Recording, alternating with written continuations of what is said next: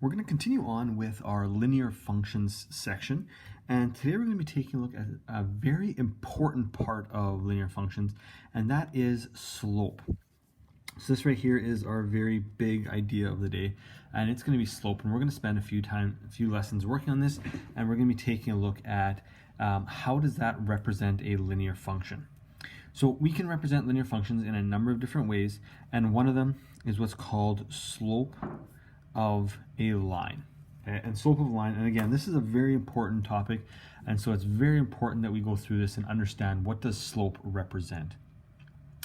Slope can represent a whole bunch of different things, and I'll go through some of the examples in a little bit, but for right now we're going to take a look at just what is the slope of a line. So the slope of a line represents the way that the line is angled in respect to the horizontal. Okay, and so horizontal is a flat line, and it's based on how it is angled according to that flat line. So if this is a flat line and we have an angle like that, okay, that has a certain value. If it gets angled more, it has a different value. If it's angled less, it has a different value. And we'll go through what those are in just a little bit. We can also think of it as the steepness of the line, okay, or think of it as a hill. So if you're walking up a hill, how steep is the hill? Okay, the slope also represents something called rate of change. Okay, and that's something that we'll deal with a little bit more next year in grade 11. But it's also the rate of change of a line in relation to the horizontal.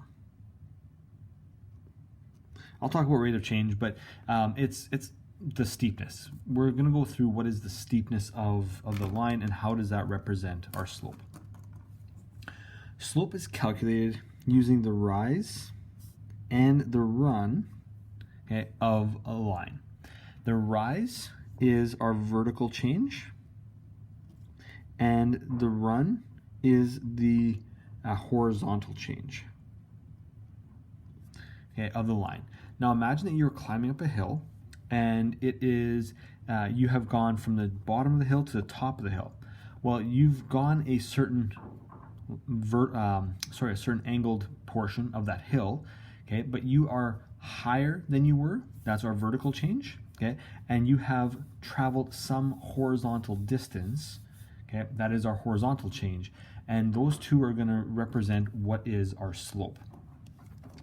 Now, how we represent that, the steepness or slope is calculated using our following formula. And so I'm going to use slope right here.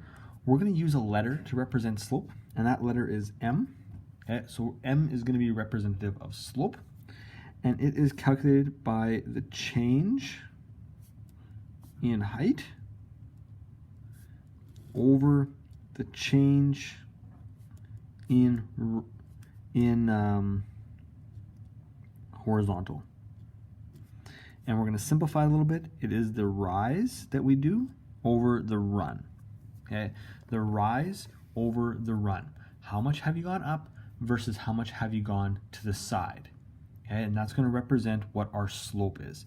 And slope is just one way to represent our lines.